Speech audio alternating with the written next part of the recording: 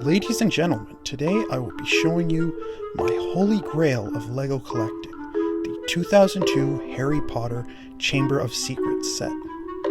This set consists of a total of 591 pieces and originally retailed for a total of 69 Great British pounds or 117 Canadian dollars.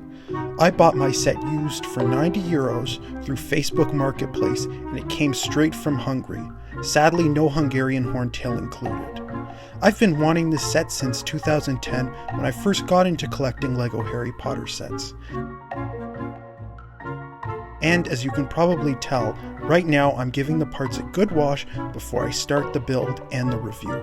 So let's get into it.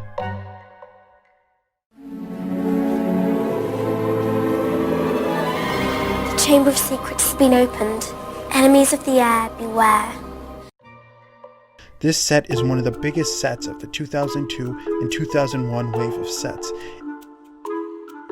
The set itself contains large individual pieces with some modular style toppings that combine to make the extraordinary Chamber of Secrets.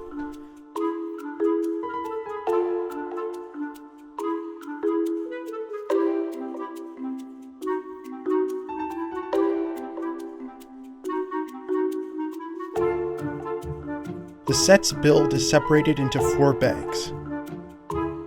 Bag 1 contains the 5 minifigures, the bathroom tower, and the Basilisk. Bag 2 contains 3 modular style turrets and the head of Slytherin. Bag 3 contains the left side of the chamber. And Bag 4 rounds off the build with the right side of the chamber. As expected, all the pieces from the set combine and link up to make one huge chamber piece. You can choose to display it in a narrow format or a long gallery display.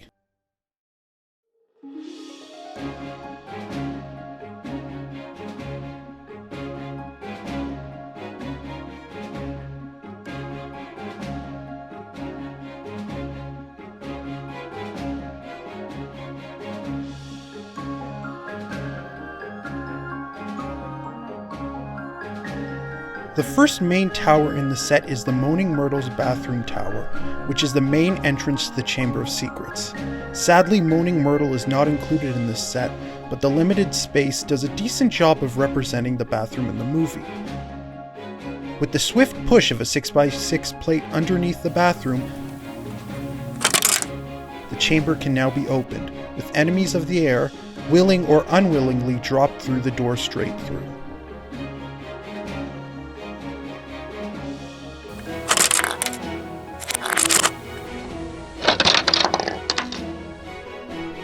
Under the bathroom we find a small black snake stuck in place, as well as 2 flame pieces clipped directly to the structure. Possibly an answer to these magical flames can be found in the Hogwarts and its history books. Also present is a 2x3 brick, which I assume is used to connect to other pieces of the set. We now go to the head of Salazar Slytherin. This build does a really good job of using basic pieces to represent Slytherin's facial features, especially that huge flowing beard. And just like in the movie, with enough force, the Basilisk can extrude from the head. I bought my set used, so a lot of the pieces have a hard time fitting into place, especially the hinges. You need a lot of force to close the doors on the head. You can also see some newer bluish-gray pieces around the back of the head. Besides that, it's a solid piece overall, and I think the discoloration of the pieces adds to the charm of it, like it's a real rocked building. We now move to the right side of the chamber and we're greeted with some unfriendly looking printed bricks representing the snake statues in the chamber, as well as this piece in the middle. Not exactly sure what it's supposed to represent, but it includes a hidden feature. Once pressed down, it collapses the 2 printed walls and reveals some hidden treasures. A neon green, possibly radioactive spider, and what I assume to be the Sorting Hat. After finding the hidden treasure of the chamber, you can easily reset and put the walls back up into place. Also, if we move up, we can find a special printed shield piece, as well as some dark grey mouthpieces from a Lego dragon used as wall decorations. And at the very top, sand green slope pieces to connect other sets on top of the chamber. The left side is almost identical to the right side, but this portion has a new action feature. With the swift push of some tiles, the wall of the chambers swing inward, revealing more Hogwarts artifacts, including the Sword of Gryffindor and another black snake.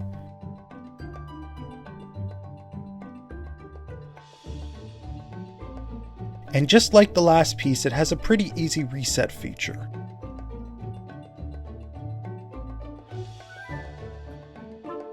Last and quite frankly least are the castle turrets in the build. Not much I can say besides they're mostly there to fill in the empty space on top of the chamber, before you can fill it in with extra sets, like the 4709 Hogwarts Castle. They get the job done and look pretty good for the small amount of bricks they use. Some included some special parts like this one, which includes a tile with parchment and a cauldron, and this one which includes a black owl, although mine is the wrong color as the cover indicates that it should be grey. There's also a special base built with dark grey bricks and a red and green stained glass window. It really enhances the look of the towers and I quite like it. And now for the big star of the show, the unfortunately can't stand up on its own Basilisk. Now as cool as this piece is, I just can't get him to stand on his own.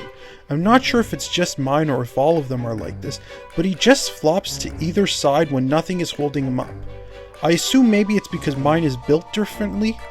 Mine uses two 1x4 tiles on the top and bottom, while instructions call for only one 2x4 on top, but I don't think it would cause this much of a difference.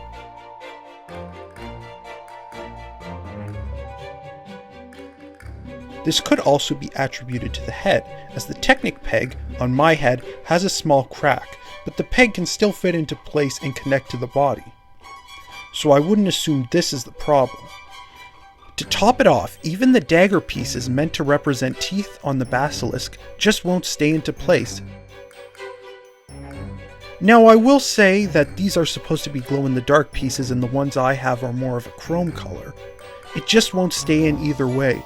I don't think a color change would cause this much of a problem. But I think it's just because mine is used, and quite frankly, I don't mind. Besides, it is a pretty cool piece, although I will say this is more suited for display rather than play. The construction is pretty cool, and the printed pieces look great. And now for the moment you've all been waiting for, the minifigures of the set. You get 5, Harry Potter, Ron Weasley, Gilderoy Lockhart, Ginny Weasley, and Tom Riddle.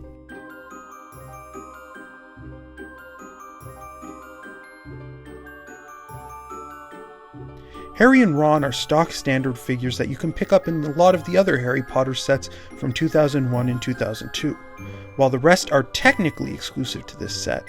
I use the word technically because although Ginny and Tom are not available in any other set, Lockhart was previously released in the 4733 Dueling Club set, a bit in a different outfit. We'll take a look at that a bit later.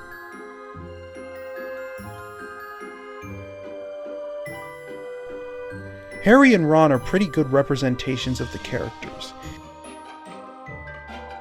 In a comparison with the most recent iterations, the characters certainly look much more older, while the newer ones have more of a cartoony look. Although lacking in detail, I do like the vintage look of the older figures. The new ones seem to be frightened by their lack of reverse faces. Ginny is another interesting figure.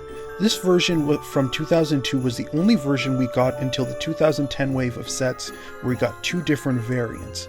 Unfortunately, I only have one of the other Ginny is an off-brand knockoff I purchased from a comic convention several years ago, and I'm using it as a placeholder until I get the version found in the Hogwarts Express set. But you can see how much Ginny has changed over the years. The newer figures I feel definitely have more characters than the 2002 version, which falls a little flat in my opinion. Also, just like Harry and Ron, the newer variants of Ginny have alternate expressions. Although the knockoff seems to have a misprint, can you tell whose face that's really supposed to be? Gilderoy Lockhart is another star here, sporting a very rare colored pink outfit, as opposed to the green one present in the previously mentioned Dueling Club set. Unlike all the other figures in this set, Gilderoy has yet to receive a flesh-toned figure, although there are rumors that he will appear in the next minifigure wave. I'm definitely hoping, as Gilderoy is the favorite character of mine. Lastly is Tom Riddle. Not much to say about him, but funny enough, he has the same hairpiece as Harry. It doesn't really work in my opinion when comparing it to pictures from the movie. There is a new figure of him available in a special book release, but I haven't been able to get my hands on it.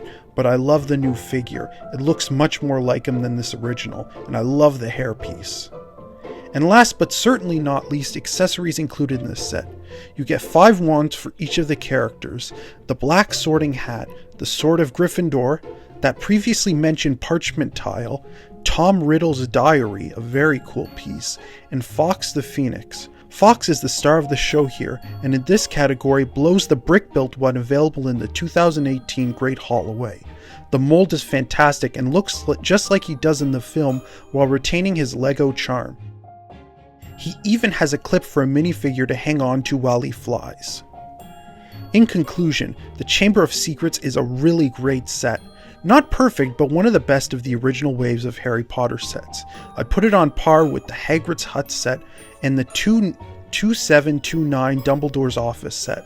I really hope in future there's a remake of this set in the new Wizarding World line, as it's such an iconic scene in the movie, and I think it really needs to be released again.